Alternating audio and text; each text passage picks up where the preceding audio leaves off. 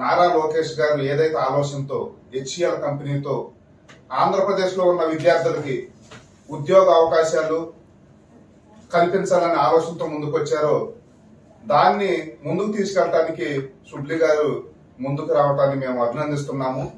రాబోయే కాలంలో ఈ రాష్ట్రంలో ఉన్న బడుగు బలహీన వర్గాలకి సంబంధించిన విద్యార్థులు ఎవరైతే ఉన్నారో ఇంటర్ అయిన తర్వాత ఉద్యోగ అవకాశం, వాళ్ళకి నచ్చిన కోర్సు చేసుకునే అవకాశం హెచ్సిఎల్ కంపెనీ వాళ్ళు కల్పిస్తున్నారు.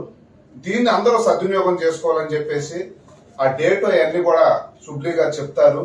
ఆ రోజు ఈ రాష్ట్రంలో ఉన్న దళిత సంఘాలు కానివ్వండి, మైనార్టీ సంఘాలు కానివ్వండి, అంబేద్కరిస్టులు కానివ్వండి, ఎవరైనా సరే మీ పిల్లలు ఎవరైతే ఉన్నారో వాళ్ళని ఇక్కడ తీసుకురండి, అవకాశం కల్పిద్దాము. ప్రతి సంవత్సరం ఇది ఉంటుంది కాబట్టి దీన్ని అందరూ ఉపయోగించుకొని మన పిల్లల భవిష్యత్తు కోసం మీరు అందరూ ఆలోచించాలని ప్రతి ఒక్క తల్లిదండ్రులకి అలాగే టీచర్స్ కూడా సమతా సంఘాల ద్వారా మీ